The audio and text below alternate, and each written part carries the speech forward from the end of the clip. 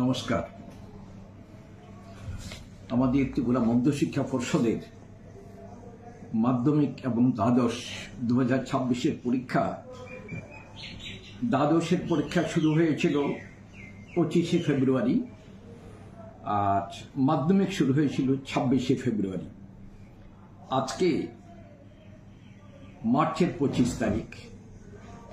আজকে আমাদের যে পরীক্ষা গেছে, গতকাল মাধ্যমিকের সব পরীক্ষা শেষ হয়ে গেছে গতকাল অবধি। আর আজকে দ্বাদশের সোসিওলজি পরীক্ষা ছিল, সমাজবিদ্যা। দ্বাদশের আর দুদিন পরীক্ষা বাকি, মাধ্যমিক শেষ, দ্বাদশের দুদিন। 28 তারিখ পরীক্ষা আছে কম্পিউটার সায়েন্স আর মিউজিক। আর 30 তারিখ দ্বাদশের পরীক্ষা হবে 6th সাবজেক্ট, অর্থাৎ ভোকেশনাল কতগুলো সাবজেক্ট আছে, 4টে বিশেষ করে, AGGR, এলহা, আইটি, রিটেল, পেইন্ট। এই পরীক্ষাগুলো 5টা ভোকেশনাল, এগুলো পরীক্ষা হবে 30 তারিখ। তারপর আমাদের পরীক্ষা শেষ হয়ে গেল। আর আপনাদের সবার শুভেচ্ছা এবং সহযোগিতায় আমি এটা বলতে পারি, গতবারের মতো এবারও আমাদের দ্বাদশ এবং মাধ্যমিক দুটো পরীক্ষাই মোটামুটি বলা যায় নির্বিঘ্নে শেষ হয়ে গেছে। কোথাও কোনো আনটুয়ার্ড কোনো ইনসিডেন্ট বা অ্যাক্সিডেন্ট কিছুর ঘটনা আমরা পাইনি। আর আমি বেশ কয়েকদিন গেছি পরীক্ষার সময়তে বিভিন্ন পরীক্ষা কেন্দ্রে, যারা স্টুডেন্টস পরীক্ষা দিচ্ছে ওদের সাথে কথা বললাম। ওরা প্রত্যেকে বলেছে প্রশ্ন খুবই ভালো হয়েছে। যেমন আজকে সোসিওলজি ছোট সাবজেক্টের পরীক্ষা, কোথাও আমি যেতে পারিনি। আশা করি প্রশ্ন খারাপ হয়নি, ভালোই হবে। আর 28 তারিখে তো কম্পিউটার সায়েন্স, মিউজিক, এগুলো আশা করি পরীক্ষা ভালোই হবে। 30 তারিখে শেষ হয়ে যাবে। তো পরীক্ষা নির্বিঘ্নে হয়ে গেছে।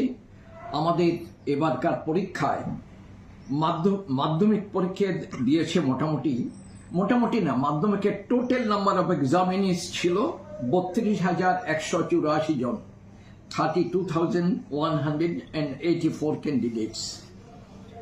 আর 12-এর পরীক্ষার্থী মোট ছিল 26,502 জন। তো মাধ্যমিক এবং 12 দুটো মিলিয়ে 58,700 মতো, আর 58,700 ক্যান্ডিডেটস আমাদের মোট পরীক্ষা দিয়েছে। পরীক্ষার পরবর্তী সময়ে আমরা এখনই বিভিন্ন অফিসিয়াল কথাগুলো প্যাকেটিংয়ের কাজ চলছে, কারণ যারা পরীক্ষক খাতা দেখবেন ওদের নির্দিষ্ট পরিমাণ 18টা 20টা বা একটা নির্দিষ্ট পরিমাণ খাতা প্যাকেট করে ওদের দিতে হয়। সেই প্যাকেটিংয়ের কাজটা আমাদের বোর্ড এখন একেবারে খুব পুরো কদমে চলছে, জোর কদমে। আমরা মোটামুটি এখন অবধি যা ঠিক করেছি, আগামী 6 তারিখ থেকে, এপ্রিলের 6 তারিখ খুব সম্ভবত, না হলে 7 তারিখ, হয়তো একদিন দেরি হতে পারে, নাও হতে পারে, আমাদের টার্গেট 6 তারিখ থেকে পরীক্ষার খাতা দেখার কাজ শুরু হয়ে যাবে, এক্সামিনেশন অফ স্ক্রিপ্টস। আর এই 2-1 দিনের মধ্যেই যত পরীক্ষক আছেন যারা খাতা দেখবেন, সম্মানিত মাস্টারমশাই, প্রত্যেকের নামে আমরা ওদের চিঠিপত্র পাঠিয়ে দেব খাতা দেখার জন্য। পরীক্ষার খাতা আপনারা সবাই জানেন, 3টে পর্যায়ে খাতা এক্সামিন করা হয়। প্রথমত যারা এক্সামিনার থাকেন খাতাগুলো এক্সামিন করেন, তার পরবর্তী সময়তে খাতাগুলোকে স্ক্রুটিনাইজ করা হয়, স্ক্রুটিনি করা হয়। স্ক্রুটিনিয়ার বা স্ক্রুটিনাইজার থাকেন, ওরাই কাজটা করেন। তৃতীয় সর্বশেষ পর্যায়ে যিনি হেড এক্সামিনার থাকেন, উনি খাতাগুলো আবার একটু বুলিয়ে নেন, চোখ বুলিয়ে নেন। এগুলো খাতা দেখা শুরু হবে। আমাদের লক্ষ্য 20 থেকে 25 দিন সময় লাগতে পারে খাতা দেখতে। 6 তারিখ যদি শুরু করতে পারি তাহলে আমরা এপ্রিলের মধ্যে খাতা দেখা শেষ হয়ে যাবার কথা। তবে একটা ব্যাপার আমরা একটু আতঙ্কিত, আপনারা প্রত্যেকে জানেন আগামী 12 তারিখ সম্ভবত নির্বাচন হবে, এডিসির। সেই নির্বাচনেতে আমাদের অনেক স্কুলের মাস্টারমশাই অনেকেই ব্যস্ত হয়ে পড়বেন। তো ওরা কতজন ইলেকশন ডিউটিতে করবেন এখনো আমাদের জানা নেই। তো তাদের জন্য একটু দুশ্চিন্তায় আছি, এবার পরীক্ষার খাতা এক্সামিন করাটা একটু দেরি হয়ে যেতে পারে। আর গতবার যতটা টোটাল নাম্বার অফ স্ক্রিপ্টস ছিল, যতজন পরীক্ষার্থী ছিল, এইবার প্রায় 8,500 খাতা আমাদের বেশি আছে গতবারের চেয়ে।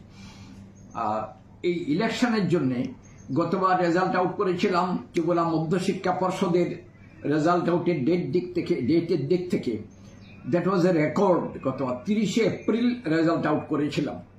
এবারও টার্গেট করেছিলাম এমনই করব, কিন্তু সামনে এডিসি ইলেকশনে আমাদের যারা খাতা এক্সামিন করার জন্য যাদের দায়িত্ব দেব, অনেকেই যদি দায়িত্বে এনগেজ হয়ে পড়েন, ব্যস্ত হয়ে পড়েন, তাহলে খাতা দেখা একটু দেরি হতে পারে। আমাদের টার্গেট যেটা রেজাল্ট ডিক্লারেশন করার, সেটাও হয়তো খানিকটা বিলম্বিত হতে পারে। তবে আমাদের দৃঢ় বিশ্বাস, আমরা প্রাণপণ চেষ্টা করে যাব কোনো অবস্থাতেই মে মাসের 7 তারিখের চেয়ে দেরি যেন না হয়। 7-এর মধ্যে অবশ্যই যেন রেজাল্ট আউট করতে পারি, সেই চেষ্টা আমরা ঐকান্তিকভাবে করে যাব। দেখা যাক কি হয়। নমস্কার।